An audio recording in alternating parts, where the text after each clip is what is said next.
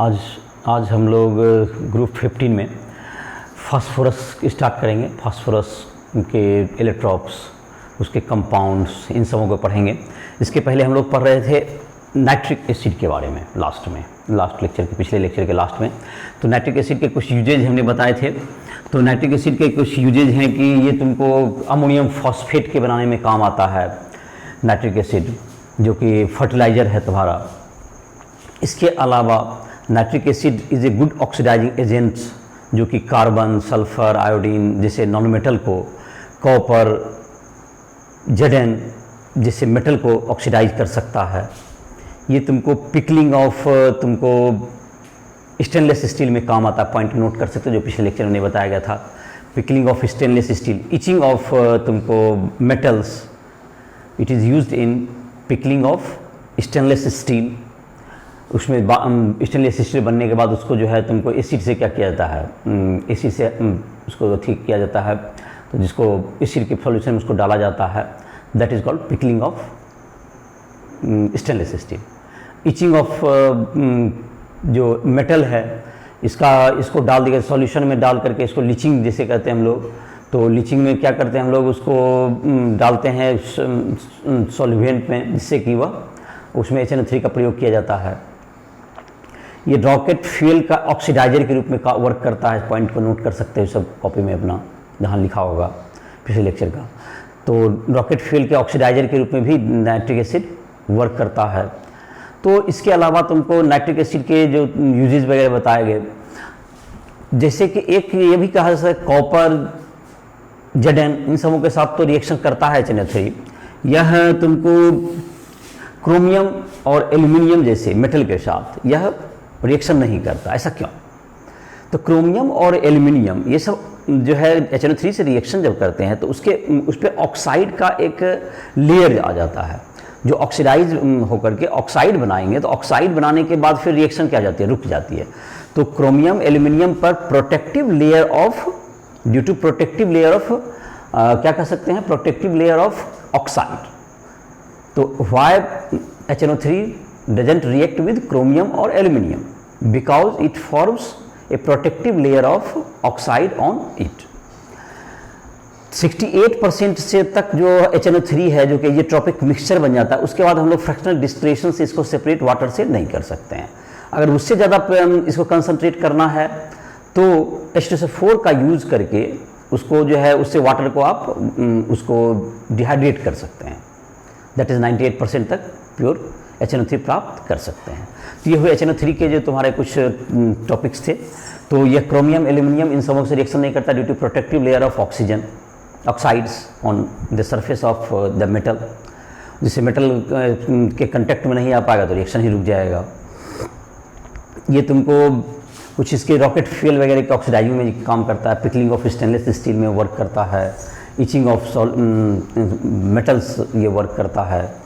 ये तुमको pyro technology में काम करता है। ये नाइट्रोग्लिसरीन, TNT जैसे क्या बना सकते हैं, ये TNT जैसे एक्सप्लोसिव के मैन्युफैक्चर में काम आता है। इन सब पॉइंट्स को नोट कर लोगे। तो अब हम लोग जो है आज के लेक्चर में जहाँ पे हम लोग का स्टार्ट करते हैं, ये सब जो लेक्चर जितने हैं पीछे के राइसवेल ऐप पर तुमको अपलोड होगा, जहाँ पर से तुम चाहो कोई भी टॉपिक, तुम चाहो कोई भी पोर्शन समझ में नहीं आ रहा हो, कोई भी तुमको हमसे मदद लेना चाहते हो पढ़ाई में, फिजिक्स, केमिस्ट्री या मैथ, किसी भी टॉपिक पे कोई भी टॉपिक तुम चाहो कि उसमें समझ में नहीं आ रहा है, बोर्ड एग्ज़ाम का प्रिपरेशन कर रहे हो, JEE, नीट, इंजीनियरिंग, मेडिकल, इन सब इंट्रेंस टेस्ट का आप प्रिपरेशन कर रहे हो, तो उसके लिए तो आप हमसे संपर्क कर सकते हैं। जो राइसवेल ऐप पर हमारा फ़ोन नंबर दिया हुआ है, उस पर कॉल करके तुम टाइम ले सकते हो। और जितने भी तुमको प्रॉब्लम हो रहे हैं किसी भी टॉपिक को समझने में, या कुछ क्वेश्चंस नहीं बन रहे हैं, तो इसके लिए तुम हमसे पर्सनल भी टाइम ले करके अपनी पढ़ाई को आगे कर सकते हो। तो इसी साथ ही लेक्चर को आगे बढ़ाते हैं।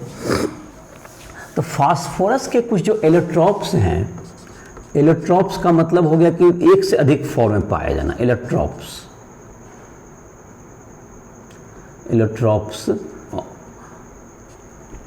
ऑफ फास्फोरस, एक से अधिक फॉर्म में पाया जाता है, वो इलेक्ट्रॉप्स शो करता है। याद होगा ग्रुप 15 के सारे एलिमेंट इलेक्ट्रॉपिक फॉर्म शो करते हैं एक्सेप्ट नाइट्रोजन।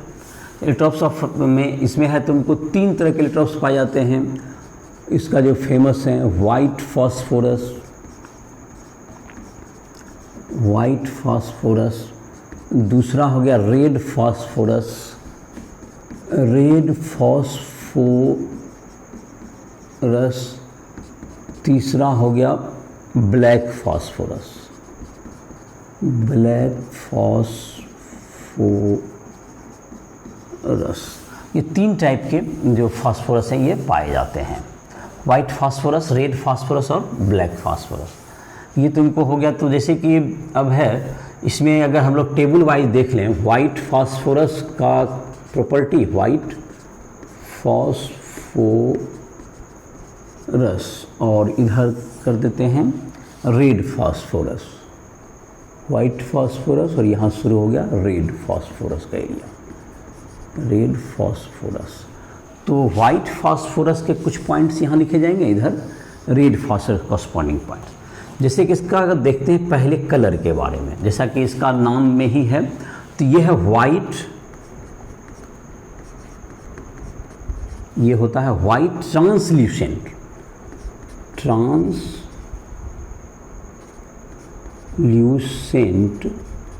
वैक्सी सॉलिड, ये वैक्सी टाइप का, ये वैक्सी सॉलिड है, वैक्सी सॉलिड। ये तुमको वाइट फास्फोरस का।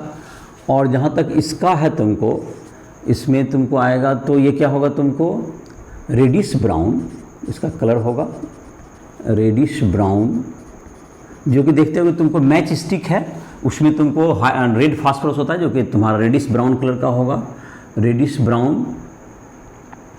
और ये तुम्हारा होगा ओपेक सॉलिड। तो ये तुम्हारा मैच स्टिक में इसको देखते हो वाइट फास्फोरस को, रेड फास्फोरस को। तुम्हारा दूसरा है इट इज़ पॉइजनस, ये तुमको पॉइजनस होता है,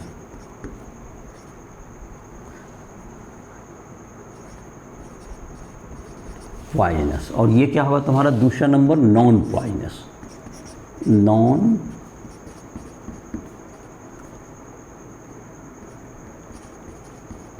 नॉन पॉइजनस। ये तुमको विषैला होता है, इसका यूज इसीलिए कम किया जाता है, कहीं नहीं दिखता है। ये नॉन पॉइजनस होता है, तो इसलिए मैच स्टिक वगैरह हम लोग यूज भी करते हैं, नहीं तो कॉमन यूज में नहीं आ पाएगा। ये नॉन पॉइजनस है। तीसरा कह सकते हो it is soluble in carbon disulphide, it is soluble in carbon disulphide, that is CH2। Carbon disulphide का फार्मूला हो गया CH2। और इसमें क्या होगा, insoluble in red phosphorus, insoluble in CH2, carbon disulphide में ये इनसॉल्युबल होगा। ये दोनों में एक सिमिलरिटी है जो कि तुमको सॉल्युबल इन वाटर, ये भी सॉल्युबल इन वाटर है, सॉल्युबल इन वाटर, और ये भी तुमको सॉल्युबल होता है वाटर में, ये इसका soluble in water, soluble in water. तो ये तुमको इसमें ये तुमको सिमिलरिटी हो गया, एक तुमको ये जो सिमिलरिटी का पॉइंट ऐसे हुआ जो दोनों में लागू हो रहा है। ये ज़्यादा रिएक्टिव होता है, it is more reactive, more reactive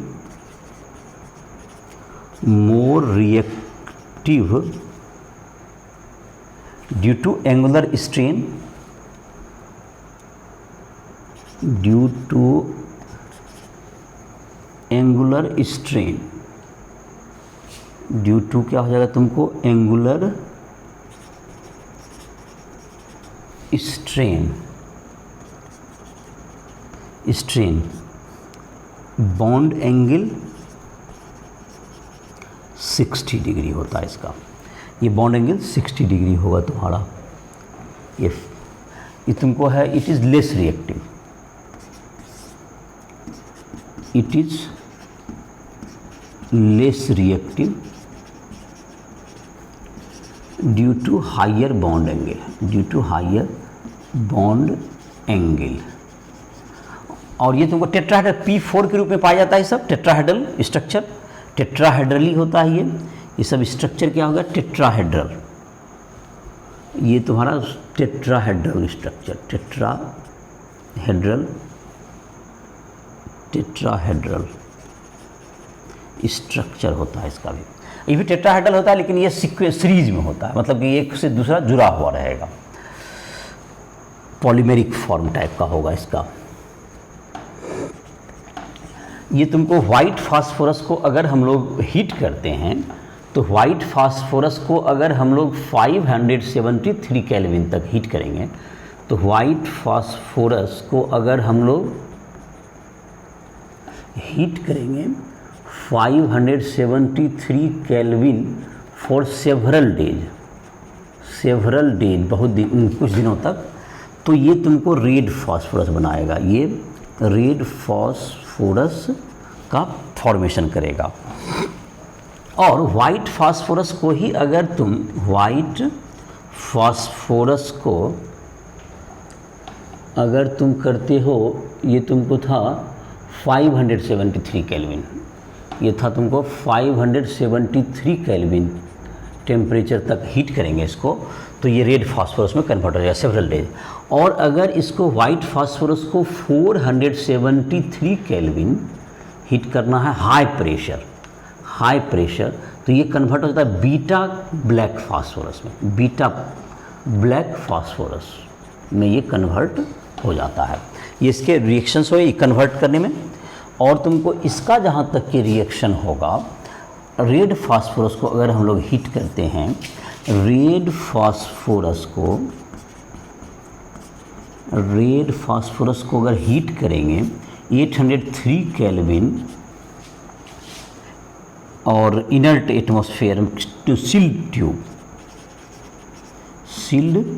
tube में, तो ये बन जाएगा अल्फ़ा ब्लैक फास्फोरस बन जाता है। ये अल्फ़ा ब्लैक फास्फोरस ये तुमको इसमें कन्वर्ट हो जाएगा हीट करने पर। तो ये तुम्हारा हो गया, इसका दोनों का एक डिफरेंस हो गया।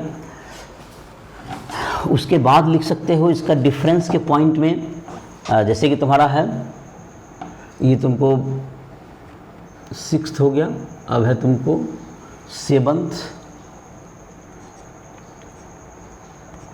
इसको जब कि हम लोग ये ज़्यादा रिएक्टिव होता है, इसको हम लोग P4 प्लस NaOH अगर इसको रिएक्शन कराएं, वाइट फास्फोरस मतलब प्लस वाटर, तो इसमें जो बनेगा तुमको ये बनेगा तो NaH2PO2 बन जाएगा। यहाँ बन जाएगा NaH2PO2, सोडियम हाइपोफॉस्फाइट, नाम इसका याद करो, sodium hypophosphite plus PH3 phosphine gas बनेगा, फॉस्फिन गैस बन जाएगा। और यही जब हम लोग रिएक्शन कराएंगे रेड फास्फोरस, ये वाइट फास्फोरस है, ये वाइट फास्फोरस को रिएक्शन कराएंगे तो ये फॉस्फिन गैस देगा। और जब इधर रिएक्शन कराएंगे इसको, इसमें देखें 7th नंबर पॉइंट में लिखें अगर, ये तुमको वाइट रेड फास्फोरस मतलब P4 plus NaOH plus H2O, तो इससे बन जाएगा Na4P2O6 प्लस PH3, ये तुम्हारा रेड फास्फोरस में बनेगा। और तुमको ये हो गया तुम्हारा ये तो वाइट फास्फोरस का तुम्हारा हो गया, ये कुछ प्रॉपर्टीज हो गया कि तुमको ये क्या करता है, ये तुमको it glows in dark,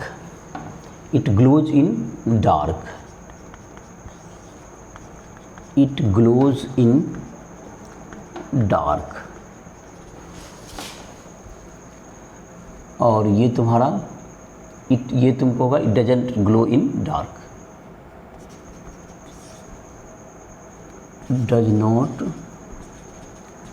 glow in dark, ये डार्क में ग्लो नहीं करेगा। तो ये सब तुमको रेड फास्फोरस के एक बार फिर से देख सकते हो। वाइट फास्फोरस में क्या होगा, ये वाइट ट्रांसल्यूसेंट वैक्सी सॉलिड है, ये इसका रेड ब्राउनिश कलर का ओपेक लिक्विड सॉलिड है। ये तुम्हारा इसका जहाँ तक है ये पॉइजनस होता है, ये नॉन पॉइजनस है।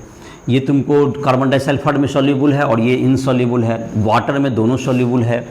ये तुम्हारा हो गया, ये ज़्यादा बॉन्ड एंगल 60 डिग्री कम होने का कारण ये ज़्यादा रिएक्टिव है और ये कम रिएक्टिव होता है उसकी तुलना में। यह तुमको क्या कर सकता है, जबकि हम लोग इसको यह तुमको हिट करते हैं वाइट फास्फोरस को, अगर 573 केल्विन तक फॉर सेवरल डेज तो रेड फास्फोरस बनता है। और अगर उसको हम लोग इनर्ट एटमॉस्फेयर में हाई प्रेशर पर अगर करें हम लोग उसको करेंगे तो ये बीटा ब्लैक फास्फोरस बनाएगा, जबकि red phosphorus alpha black phosphorus 803 kelvin पे फॉर्म करता है। तो ये तुम्हारा क्या हो गया, इन समों के कुछ दोनों के डिफरेंसेस हो गए। दूसरा है तुमको जबकि ब्लैक फास्फोरस का जहाँ तक बात करें तो ब्लैक फास्फोरस भी इसके आइसोटोप्स हैं, इलेक्ट्रॉप्स हैं। तो ब्लैक फास्फोरस में अल्फा ब्लैक फास्फोरस कैसे बनाते हैं, जैसा कि अभी मैंने रिएक्शन में लिखा, अल्फा ब्लैक फास्फोरस बनाने के लिए अल्फा ब्लैक फास्फोरस पहले है। अल्फा ब्लैक फास्फोरस ये तुमको बनाता है, अल्फा ब्लैक फास्फोरस बनेगा। रेड फास्फोरस को अगर हम लोग हीट करते हैं, red phosphorus 803 kelvin, 800 kelvin seal tube, बंद ट्यूब में अगर करें तो ये बन जाएगा अल्फा ब्लैक फास्फोरस बनता है, अल्फा ब्लैक फास्फोरस। इट सबलाइम्स, ये सबलाइम करेगा मतलब डायरेक्ट वेपोराइज होगा। And doesn't react with air, doesn't react with air, air के साथ ये रिएक्ट नहीं करता है। जहाँ तक कि ब्लैक फास्फोरस बनाने के लिए करना है हमको beta black phosphorus, beta black phosphorus के लिए क्या करेंगे, बीटा ब्लैक फास्फोरस, ये दूसरा आइसोटोप है जो कि वाइट फास्फोरस को अगर हम लोग 473 केल्विन हाई प्रेशर पर करेंगे तो ये बीटा ब्लैक फास्फोरस बनेगा। और ये तुमको क्या करेगा, ये तुमको it react with O2 एवब 600 degree kelvin. ये 600 केल्विन के ओवर में ये वाटर से एयर से क्या कर जाता है, ये रिएक्ट कर जाता है और ये तुमको सबलाइन करता है।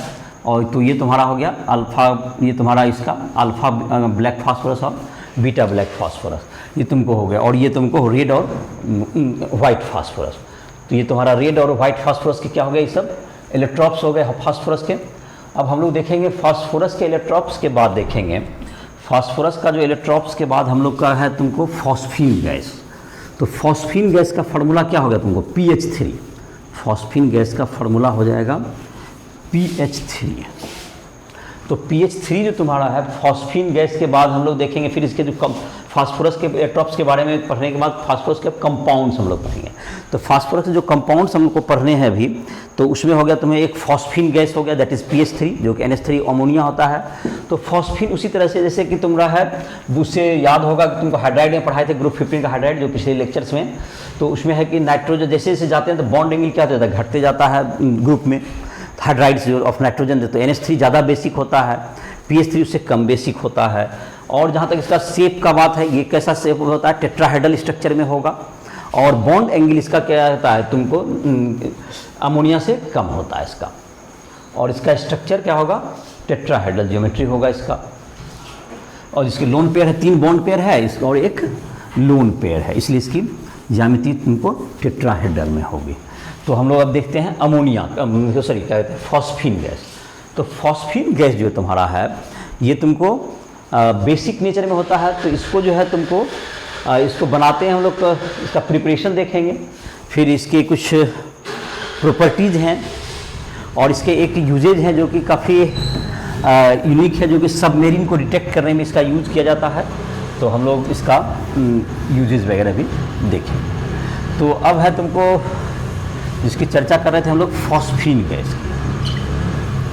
तो फॉस्फीन गैस जो तुम्हारा है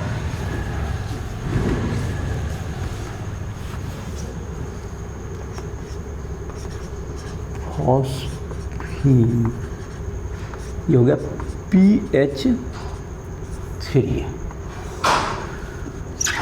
तो इसका पहले प्रिपरेशन है PH3 का। जहाँ तक कि ज्योमेट्री की बात रहे, यहाँ पे P हो गया, यहाँ पर एक लोन पेयर होगा इस ढंग से और 3 H होंगे,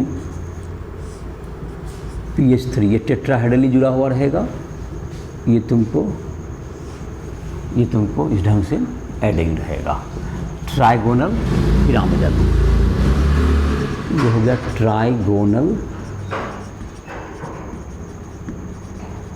ट्राइगोनल पिरामिडल, इस शेप में होगा। अब है तुम्हारा इसका PH3, इसका प्रिपरेशन की बात कर रहे थे हम लोग। तो प्रिपरेशन में इसका आ जाएगा प्रिपरेशन। तो इसका प्रिपरेशन क्या होता है, तुमको पहला नंबर प्रिपरेशन है फॉस्फीन का, कि इसमें कैल्शियम फॉस्फाइड है या मैग्नीशियम फॉस्फाइड हो, इसमें वाटर अगर डाल दें तो ये तुमको क्या हो जाएगा, ये प्रिपेयर हो जाएगा, ये C+PH3 ये बन जाएगा। दूसरा कह सकते हो कि इसी पर अगर HCl या तो आप वाटर के बजाय अगर कैल्शियम फॉस्फाइड पर क्या डाल दिया जाएगा, अगर HCl डाल दिया जाए तो ये +PH3 ये फॉस्फिन गैस ये भी बन जाएगा, गैस के रूप में प्राप्त हो जाएगा। दूसरा प्रिपरेशन का तरीका कैल्शियम फॉस्फाइड या मैग्नीशियम फॉस्फाइड पर वाटर या HCl के रिएक्शन से हम लोग ये प्राप्त कर सकते हैं, एक तरीका हुआ। दूसरा रिएक्शन जो अभी हमने देखा था वाइट फास्फोरस जो है P4 + NaOH, इससे क्या बन जाता है NaH2 सोडियम हाइपोफॉस्फाइड इसका नाम है, और +PH3 फॉस्फिन गैस बन जाएगा ये। तो फॉस्फिन गैस ये तुमको वाइट फास्फोरस है। रेड फास्फोरस में तुमको डिफरेंट प्रोडक्ट प्राप्त होता है। तो ये तुम्हारा हो गया वाइट फास्फोरस में रिएक्शन करें तो ये तुम्हारे दो इसके क्या हो गए, दो इसके प्रिपरेशन के तरीके हो गए। जहाँ तक प्रॉपर्टीज़ की बात है, प्रॉपर्टीज में ये तुमको है कलरलेस होता है, colourless, Rotten fish like smell, ये रॉटेन फिश सड़ी हुई मछली के गंध जैसी गैस है, Rotten fish like smell, it is poisonous, ये ध्यान रहे ये पॉइजनस गैस है, पॉइजनस गैस, पॉइजनस गैस। ये तुमको है क्या हो गया इसका कि तुमको ये कलरलेस लेकिन सरी मछली की जैसी रोटेन फिश के जैसा स्मेल होगा और ये पॉइजनस गैस है। और it is slightly soluble in water, it is slightly, ammonia से कम मतलब में अमोनिया तो बना तो स्लाइटली सोल्यूबल इन वाटर, ये वाटर में सोल्यूबल होता है। तो PH3 प्लस वाटर जो तुम्हारा होगा H2O से क्या बन जाएगा, PH4OH बन जाता है, ये PH4OH बन जाएगा ये तुमको। तो ये तुमको ये स्लाइटली सोल्यूबल होता है इसके साथ। और तुमको जहाँ तक कि रहा ये सोल्यूबल होगा तो इसका बेसिक हो गया, ये तुम्हारा कैसा होगा वीकली बेसिक, ये बेसिक कह सकते हैं इसको, ये बेसिक सॉल्यूशन, ये बेसिक सॉल्यूशन बनाएगा और ये तुमको इसलिए बेस की तरह ये कार्य करता भी है।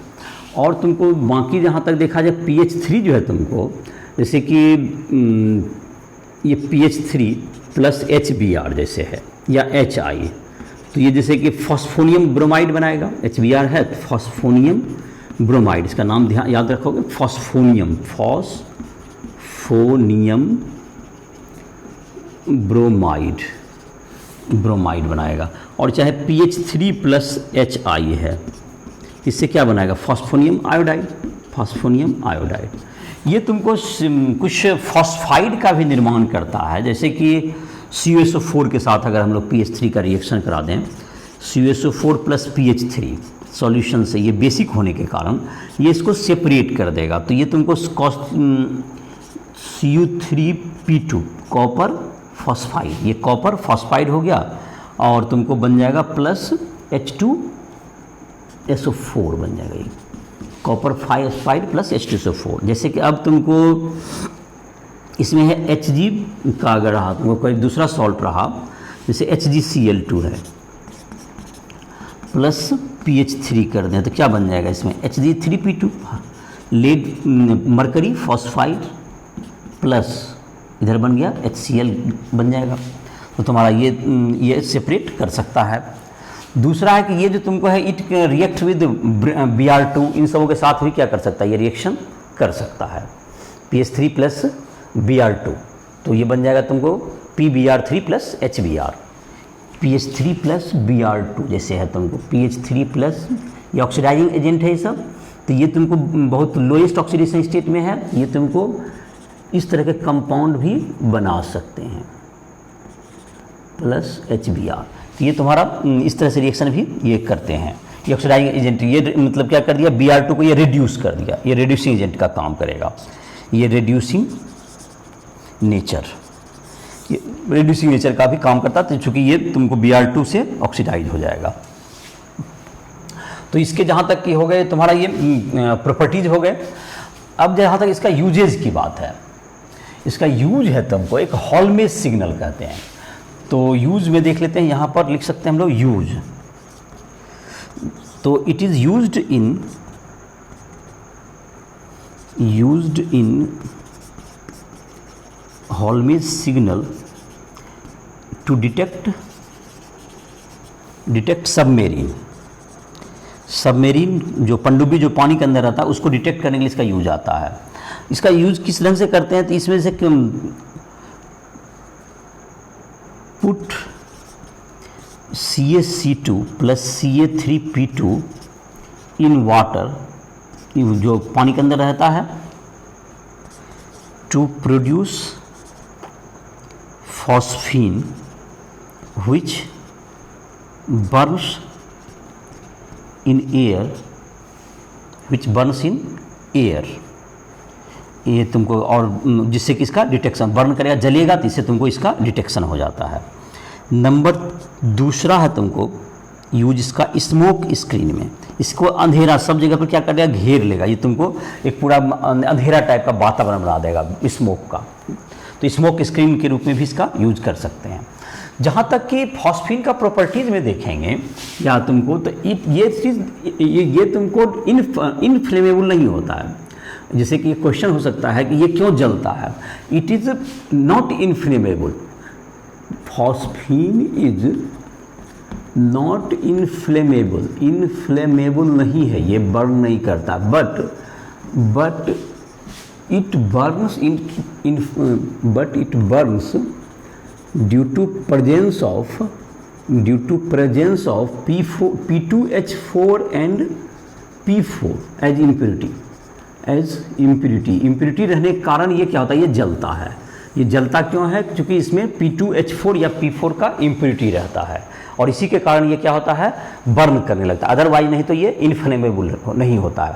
और इन्फ्लेमेट इसलिए करता है बिकॉज इसमें इम्प्यूरिटी के रूप में इसमें P2H4 या तुमको कहा जाए P2H4 या तुम्हारा क्या कहा जाए P4 का जब तक रहता है इम्प्यूरिटी रहेगा तभी वो बर्न करता है एयर में। तो इसका बनाने का प्रिपरेशन में कैल्शियम फॉस्फाइड पर H2O या वाटर डाल दीजिए, या वाइट फास्फोरस को NaOH सॉल्यूशन में डालिए, जिससे कि सोडियम हाइपोफॉस्फाइड और PH3 प्राप्त हो जाएगा। यह तुमको कलरलेस गैस है, non poisonous, it is poisonous gas है, और रोटेन फिश लाइक स्मेल है इसका। और जहाँ का है कि ये वीकली बेसिक सॉल्यूशन बनाता है और तुमको ये जो रिएक्शन करता है तुमको फॉस्फाइड का बहुत सा सॉल्यूशन करता है, ये रेड्यूसिंग एजेंट की तरह काम कर सकता है। अब है तुमको इसके बाद जो तुम्हारा है, और कि एक क्वेश्चन है कि एग्जाम्पल जो तुमको 7.6 उसमें ये पूछा जा रहा है, एग्जाम्पल जो NCERT का है 7.6, उसमें ये क्वेश्चन है कि PH3 is why PH3 is basic. PH3 basic क्यों होता है, तो PH3 बेसिक इसलिए होता है क्योंकि इसके पास लोन पेयर है, इसको ड्यू टू, और ये लोन पेयर को क्या कर सकता है, डोनेट कर सकता है। तो PH3 बेसिक क्यों है, इसका क्या कारण रीजन बताए। एग्जाम्पल नंबर NCERT का एग्जाम्पल 7.6 क्या हो गया एग्जाम्पल में तुमको कि why PH3 is basic in nature. ये बेसिक नेचर में क्यों है PH3, तो PH3 बेसिक इसलिए होता है बिकॉज कि इसमें क्या है, एक लोन पेयर पाया जाता है, और लोन पेयर के कारण जो कि लोन पेयर ये डोनेट करने की एबिलिटी रखता है, और इसलिए क्या होता है तुमको ये बेसिक नेचर में होता है। तो NCERT का एग्जाम्पल 7.6, और इसका जहाँ दूसरा है तुमको कि ये मतलब कि PH3 जो है तुमको HI के साथ या HBr के साथ क्या करता है, HI एसिड है, तो ये HI के साथ क्या देगा तुमको, HI के साथ जब ये तुमको सॉल्ट बनाएगा PH4I PH4Br ये सब, तो इसका मतलब है कि तुमको ये जब कि सॉल्ट बना रहा है तो ये कैसा होगा, इसका मतलब कि ये बेसिक सॉल्यूशन होगा। ये जिसे तुमको NCERT example 7.6 NCERT example 7.6 PH3 is basic due to presence of lone pair on phosphorus atom। Lone pair होने के कारण क्या करता है, ये वो ज़्यादा बेसिक है। तो अब pH3 बेसिक इसलिए है। दूसरा इसका काम है pH3 का कि ये pH3 में लोन पेयर है, तो ये तुमको क्या करता है, ये बेसिक है तो pH3 प्लस HI एसिड, तो PH4I बनाए, तो ये भी इसके बेसिसिटी का पहचान है। ये बेस हो गया और एसिड है, ये बेस प्लस एसिड से बन गया ये सॉल्ट बन गया। ये तुम्हारा ये इसका पहचान हो गया। ये तुम्हारा समझ में आ गया होगा कि क्यों क्या है, ये बेसिक है। अब हम लोग देखते हैं इसके बाद, अब हम लोग पढ़ेंगे फास्फोरस ट्राइहेलाइड, फास्फोरस ट्राइहेलाइड और फास्फोरस पेंटाहेलाइड। बारी बारी से फास्फोरस दो टाइप के हेलाइड बनाते हैं, जबकि नाइट्रोजन तो सिर्फ एक NCl3 ही बना सकता है, वो भी काफ़ी अनस्टेबल होता है जो एक्सप्लोड कर जाता है, और NCl5 तो नाइट्रोजन बना नहीं सकता है बिकॉज कि नाइट्रोजन के पास d ऑर्बिटल नहीं होता है। वैकेंट d ऑर्बिटल किसके पास है, फास्फोरस के पास तो वैकेंट d ऑर्बिटल होता है, इसलिए दोनों टाइप के हेलाइड बनाते हैं, दैट इज PCl फास्फोरस ट्राइहेलाइड भी, ट्राइक्लोराइड और फास्फोरस पेंटाहेलाइड। तो बारी बारी से हम लोग देखेंगे। अब फास्फोरस पहले ट्राइहेलाइड देखते हैं, phosphorus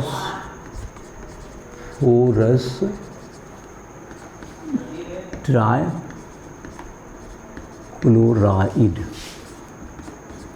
PCl3, phosphorus trichloride, phosphorus trichloride PCl3। पीस यहाँ पर क्या होगा, ये तुमको एक लोन पेयर रहेगा और Cl 3 बॉन्ड होगा, ट्राइगोनल पिरामिडल।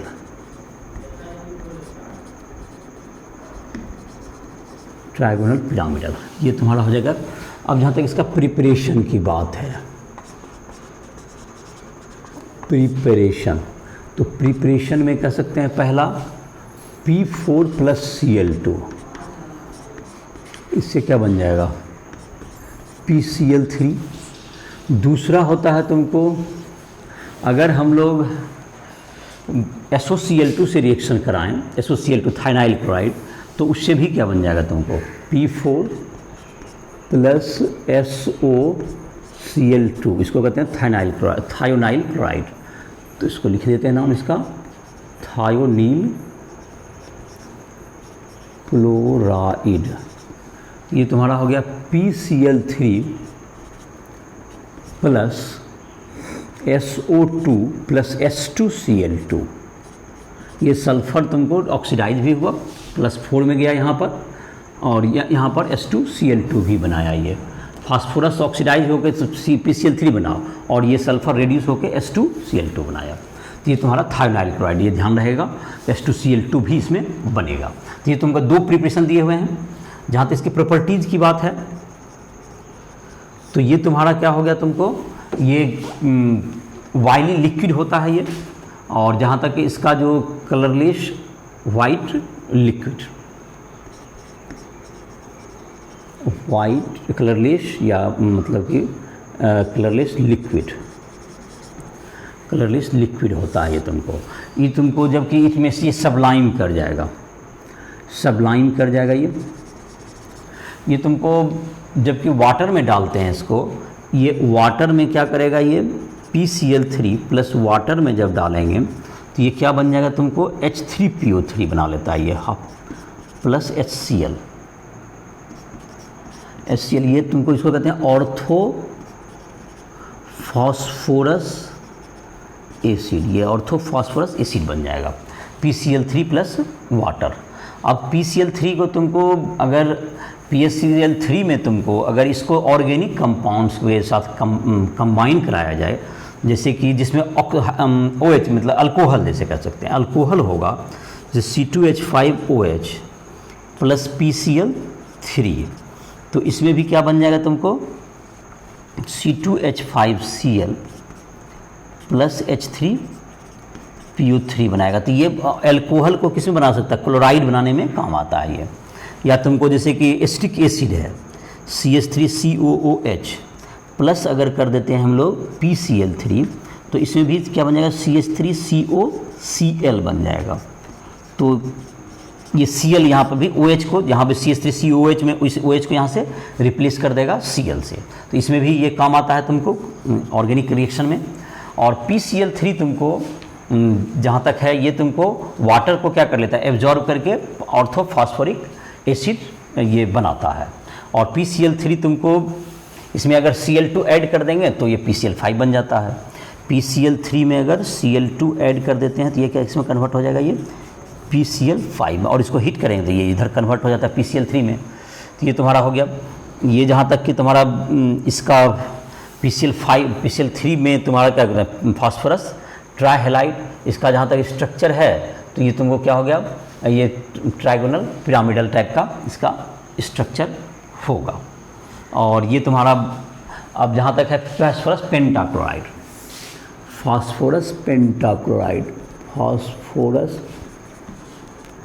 Pentachloride PCl5। तो फास्फोरस पेंटाक्लोराइड का जहाँ तक प्रिपरेशन का बात है तो इसमें प्रिपरेशन में क्या करेंगे हम लोग, इसमें एक्सेस Cl2 अगर डाल देते हैं, ये Cl2 in excess, Cl2 in excess, तो ये PCl5 बन जाए। और लिमिटेड सप्लाई में देंगे तो ये PCl3 बनेगा। दूसरा, फास्फोरस में अगर SO2Cl2 डाल दें, इसको सल्फ्यूरिल क्लोराइड कहते हैं, इसको सल्फ्यूरिल क्लोराइड इसको कहते हैं, तो ये तुमको बन जाएगा PCl5 बन जाएगा प्लस SO2 बन जाएगा, ये सल्फ्यूरिल क्लोराइड SO2Cl2 से। और थायोनाइल क्लोराइड से क्या बनता है, ये PCl3 बनता है।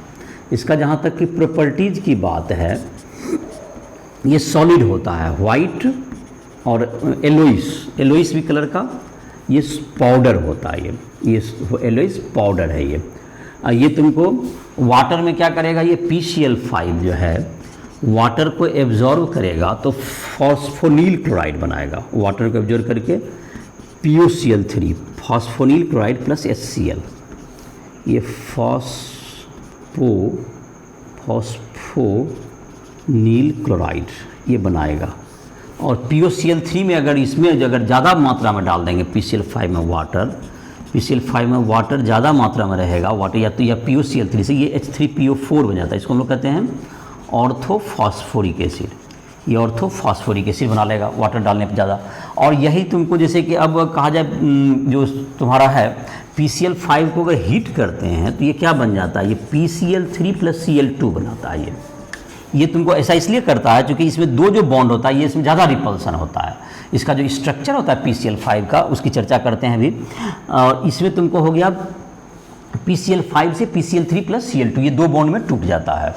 दूसरा है कि ये जो तुम्हारा इसी कारण से, इसी प्रॉपर्टी के कारण ये Ag है, इसके साथ अगर रिएक्शन करा देंगे तो ये दो बॉन्ड रिलीज हो सकता है, तो ये क्या बना लेगा, AgCl बना लेगा प्लस इधर PCl3 बना लेगा।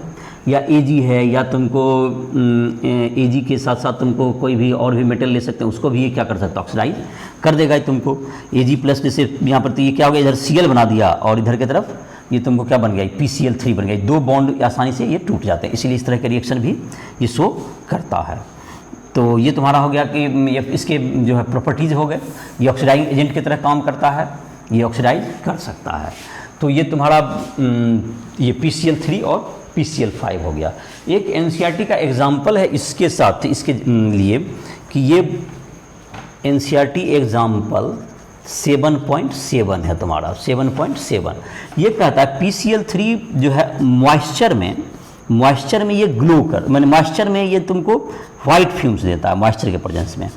तो मॉइस्चर के प्रेजेंस में ये वाइट फ्यूम्स क्यों देगा, देखो ये तुमको इसको जब रिएक्शन कराएंगे तो ये वाइट फ्यूम्स इसलिए देता है, H3PO3 तो ये बनाएगा ही, और HCl का ये वाइट फ्यूम्स देगा, ये वाइट फ्यूम्स ऑफ HCl ये तुमको देगा इन मॉइस्चर। ये मॉइस्चर में क्या देगा, इस एग्जाम्पल 7.7 बिकॉज HCl के फॉर्मेशन से। एग्जाम्पल 7.8 है तुमको NCERT एग्जाम्पल 7.8, जिसमें चर्चा कर रहे थे भी कि फास्फोरस जो पेंटाहेलाइड है इसके बॉन्ड के बारे में चर्चा हो रही है। तो PCl5 में जो होता है तुमको बॉन्ड जो होगा, देखो किस तरह से बनता है उसको हम लोग देखते हैं। फास्फोरस का पेंटाहेलाइड का जो शेप होता है तुमको trigonal bipyramidal, trigonal bipyramidal, 5 shape है ट्राइगोनल बाइपिरामिडल। तो 3 बॉन्ड तुमको जैसे यहाँ पर एक प्लेन में रहेगा 120 डिग्री पर, एक बॉन्ड ऊपर रहता है इसके, और ये 120 का एंगल बना यहाँ पर Cl का, ये 120 डिग्री का एंगल बना, और एक ऊपर रहेगा पिरामिड, एक अंदर की तरफ चला जाएगा। तो ये जो तुम्हारा बॉन्ड एंगल है इसको एक्सियल बॉन्ड कहेंगे। तो दो बॉन्ड तुमको दो बॉन्ड क्या होगा, ये एक्सियल बॉन्ड कहलाएंगे, एक ऊपर एक नीचे, दोनों में 90 डिग्री का एंगल और इसमें 120 का है। तो यहाँ पर जो क्वेश्चन है 7.8 में कि तुमको क्या सारे बॉन्ड एक जैसे होते हैं PCl 5 में, तो no all PCl bond in PCl 5 is not similar। axial bond होता है, axial bond is longer than equatorial bond। axial bond PCl is longer than equatorial bond PCl। equatorial bond से ये क्या होता है, ज़्यादा होता है। एक्सियल बॉन्ड लंबा होता है। एक्सियल बॉन्ड तुमको जो PCl का जो एक्सियल बॉन्ड है वो लंबा होता है, किससे, इक्वेटोरियल बॉन्ड से। इक्वेटोरियल बॉन्ड से ये लंबा होता है। तो ये तुम्हारा हो गया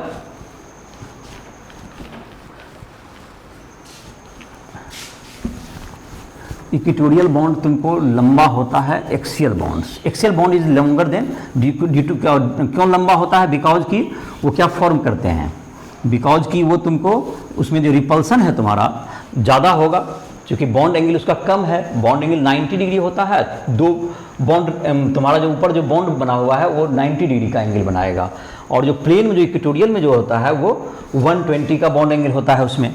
तो 120 का जब बॉन्ड एंगल होगा तो उसमें रिपल्सन कम होता है, और जहाँ 120 जहाँ पर बॉन्ड एंगल क्या होगा तुम्हारा, जहाँ पर कि तुमको बॉन्ड एंगल 90 डिग्री है, जो कि एक्सिस के अलॉन्ग जो होगा, पिरामिड के अलॉन्ग जो गया बॉन्ड, तो उसमें तुमको क्या हो जाएगा, ये उसमें ये तुमको इसलिए रिपल्सन के कारण वो ज़्यादा लंबा हो जाता है। तो ये तुम्हारा हो गया, इसका हो गया तुमको। अब हम लोग देखते हैं oxo acid of phosphorus. Nitrogen के जहाँ तक है, नाइट्रोजन के जो ऑक्सो एसिड थे तो उसमें एक तो nitrous acid H2N2O2 hyponitrous acid, और नाइट्रस एसिड और नाइट्रिक एसिड, 3 एसिड थे उसके। तो इसका नाम भी चर्चा कर दे रहे हैं। ऑक्सो एसिड्स ऑफ नाइट्रोजन जहाँ तक है, जिसमें HNO3 का हमने डिटेल में भी देखा ही था, स्ट्रक्चर वगैरह और उसके प्रॉपर्टीज सबको डील किए। तो ऑक्सो एसिड्स ऑफ नाइट्रोजन में तुमको है 3 है उसके, क्योंकि वह तुमको 8 से अधिक इलेक्ट्रॉन नहीं रख सकता है, और जबकि फास्फोरस के 7 टाइप के एसिड दिए गए हैं।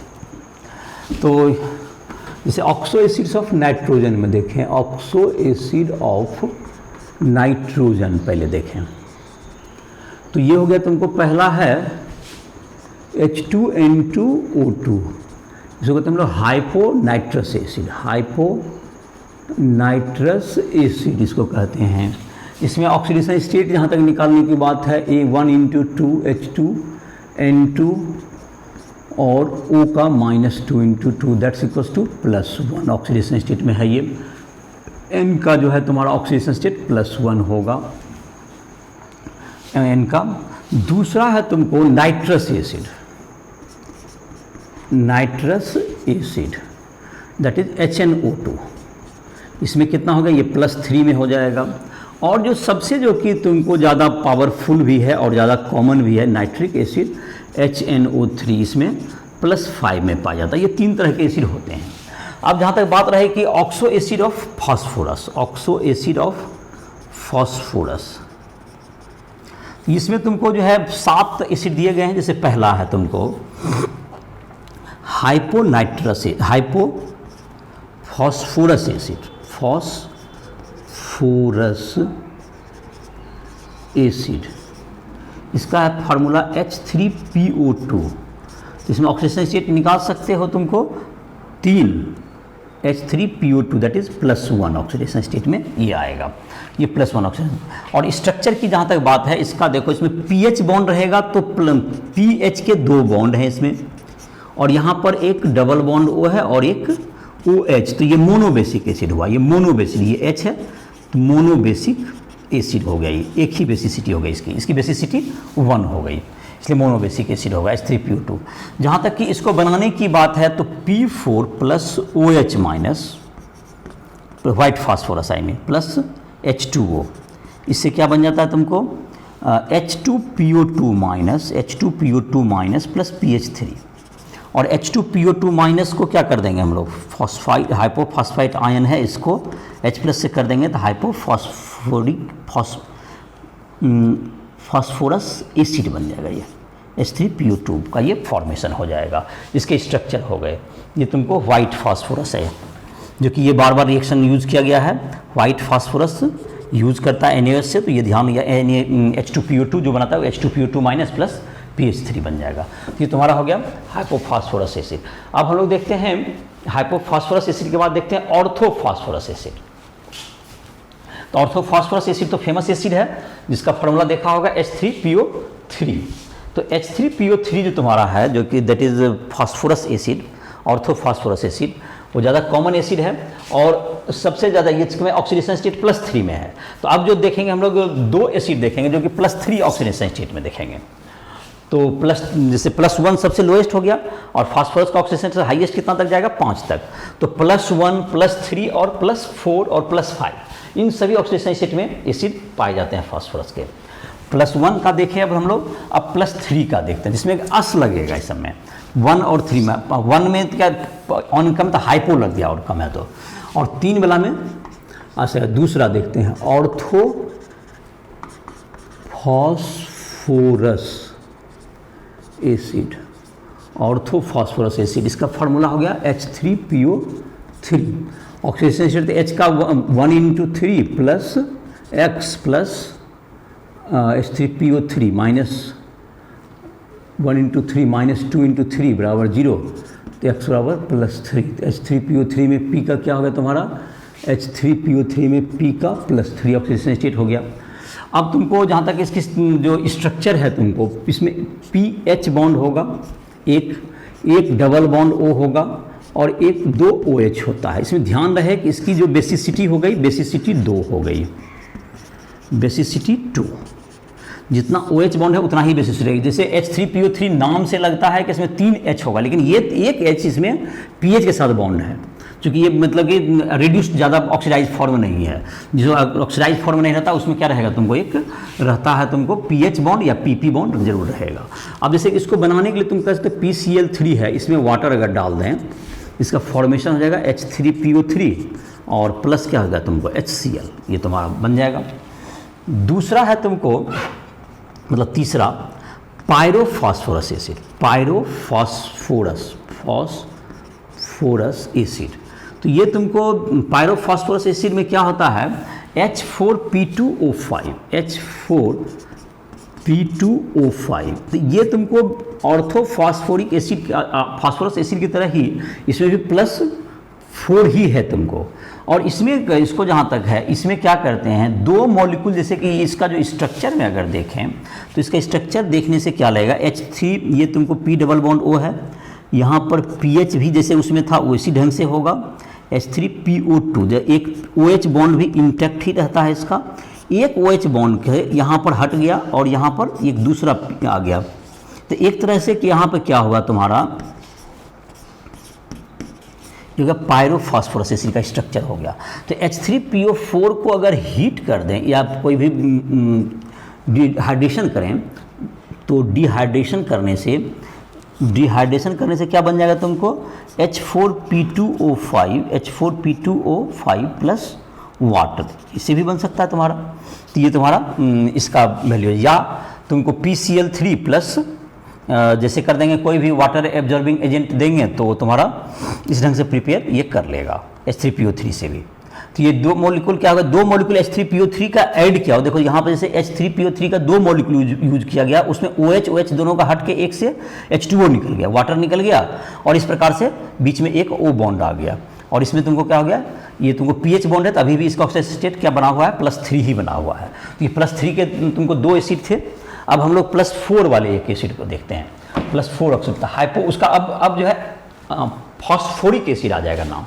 अब फास्फोरस खत्म हो गया, 3 से आगे बढ़ गया तो फॉस्फोरिक, और हाइपो इसलिए लगा क्योंकि अभी 5 नहीं पहुंचा, और जब 5 के जो तुमको एसिड हैं उसमें नाम हो जाएगा, तुमको 3 एसिड बताएंगे जिसमें कि नाम क्या हो जाएगा उसका, वो फास्फोरिक एसिड हो जाएगा। तो नाम याद करने के लिए ध्यान रखोगे इसके आधार पर नाम तुम्हें याद कर सकते हो।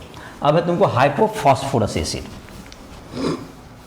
तो इसमें जो ऑक्सीडेशन स्टेट होगा +4 होगा, तो H4P2O चौथा हाइपोफॉस्फोरिक हो गया, ये देखो ये फास्फोरिक एसिड। तो ये है तुमको H4P2O6, तो ये में +4 हो गया तुम्हारा, ये +4 ऑक्सीजन एसिड हो गया। तो इसमें देखोगे तुमको इसमें P बॉन्ड होता है, एक होगा तुमको ये P बॉन्ड होगा, और तुम्हारा इसमें क्या हो जाएगा PP बॉन्ड हो गया, और PH बॉन्ड इसमें नहीं होगा, इसमें OH बॉन्ड होगा 2, इसमें भी OH, इसमें भी OH, और इसमें OH। O6 है तो O में इसमें क्या कर देंगे, एक डबल बॉन्ड O दे दीजिए दोनों O में, तो ये तुम्हारा हो गया, इसका स्ट्रक्चर हो गया। और इसको जो है red phosphorus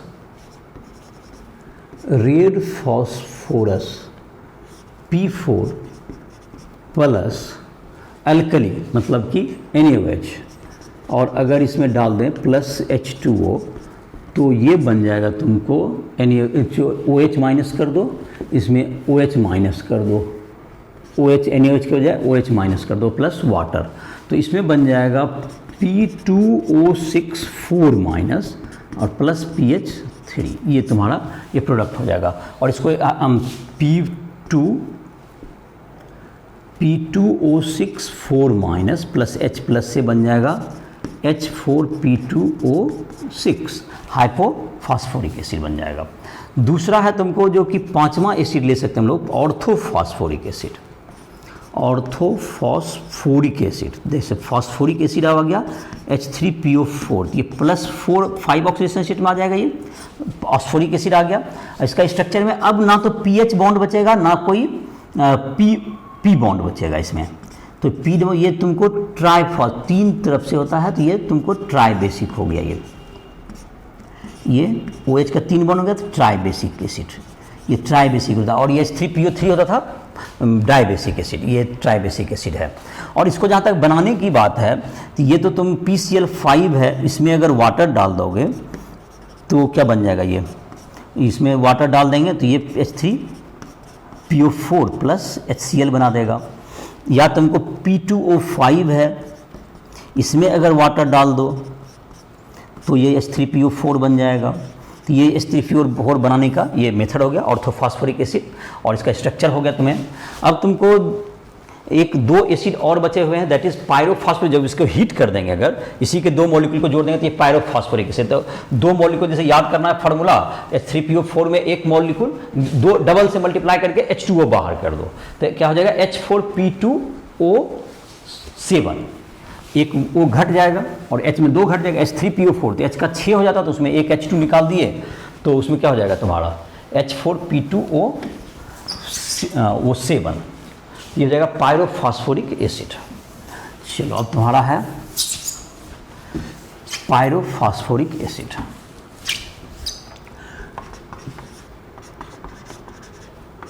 pyrophosphoric acid, pyrophosphoric acid का क्या हो जाएगा फॉर्मूला, H4P2O7, ये +5 में रहेगा इसलिए और ये जैसे कि स्ट्रक्चर बनाए थे अभी, तो उसमें क्या होगा, एक जो है OH मॉलिक्यूल को हटा देंगे यहाँ पर, एक OH को हटा के बीच में O ले आएंगे यहाँ पर, और ये P डबल बॉन्ड O, इधर भी OH और इधर भी OH, ये तुमको पायरोफॉस्फोरिक एसिड हो गया।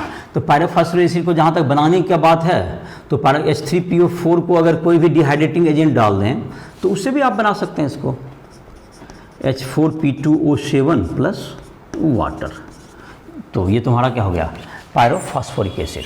तुमको 7वां है मेटाफॉस्फोरिक एसिड। मेटाफॉस्फोरिक एसिड, तो ये तुम्हारा हो गया मेटाफॉस्फोरिक एसिड है तुम्हारा। इसमें क्या करेंगे, इसमें जो है तुमको ये साइक्लिक टाइप का रिंग बनाएगा, एक यूनिट रहता है तुमको, जो कि P डबल बॉन्ड O रहेगा, HPO3 होल n, इसका फॉर्मूला होता है HPO3 whole n, HPO3 whole n। तो इधर की तरफ एक OH हो गया, तुम्हें OH बॉन्ड हो गया, सबका एक अलग अलग बॉन्ड बनते जाएगा OH। फिर यहाँ पर O हो गया, एक यूनिट हो गया ये, और एक यूनिट हो गया तुमको HPO3, एक यूनिट। अब देखो फिर दूसरा यूनिट यहाँ पर डालेंगे, तो P यहाँ पर फिर क्या हो जाएगा, तुमको ये डबल बॉन्ड O दे दीजिए, और यहाँ पर क्या दे दीजिए OH। दूसरा यूनिट हो गया, 2 यूनिट हो गया। तीसरा यूनिट से अगर तुम चाहो, इसमें 2 हो गया, तीसरा यूनिट को जैसे कि यहाँ से O दे करके इससे ऐड कर दो, और तीसरा यूनिट में यहाँ पर O दे के ऐड कर सकते हो, इधर से इसको P को ऐड कर दो, तो 3 यूनिट का बन गया। या आगे बढ़ाते जाइए, 4 यूनिट का बन जाएगा, और यूनिट बढ़ाइए, जितना यूनिट चाहिए O यहाँ दीजिए, फिर P डबल बॉन्ड O, फिर क्या होगा तुमको OH, और यहाँ पे भी इधर जुटने के लिए बाकी है, इधर भी, इधर क्या होगा तुमका जुट सकता है आगे। तो इस तरह से क्या बन गया ये, मतलब कि ये तुम्हारा पॉली फॉर्मेशन में बन जाएगा। ये तुमको HPO3 का होल n। अगर ट्राइफॉस्फोरिक 3 में ऐड करना चाहते हैं, ट्राइफॉस्फोरिक एसिड बनाना है, तो 3 का रिंग बना दीजिए, यहाँ पर 3 से क्लोज कर दीजिए, यहाँ पे P, यहाँ पे O, फिर यहाँ पे P दीजिए, फिर यहाँ पर O दीजिए, और यहाँ पर फिर P दीजिए, और फिर यहाँ पर O से दे करके यहाँ पर ऐड कर दीजिए, और सभी O में क्या कर देना है, सभी P में एक डबल बॉन्ड O और एक OH देते जाइए। सभी P में एक डबल बॉन्ड O और एक OH, यहाँ पर भी डबल बॉन्ड O और यहाँ पर OH। ये तो हो गया ट्राई मेटाफॉस्फोरिक एसिड हो गया। ये 3 में तुमको हो गया ट्राई मेटाफॉस्फोरिक एसिड बन जाएगा। तो ये तुमको, अगर तुमको इसका जहाँ तक बनाने की बात है, इसको अगर PCl3 है प्लस Br2 कर दें प्लस वाटर, तो ये HPO3 होल n बन जाएगा, ये ऑक्सीडाइज हो जाएगा, और ये Br2 क्या आ जाएगा, HBr में ये रेड्यूस हो जाएगा। तो इस तरह से तुमको क्या कहते हैं, मेटाफॉस्फोरिक एसिड बनाया जा सकता है।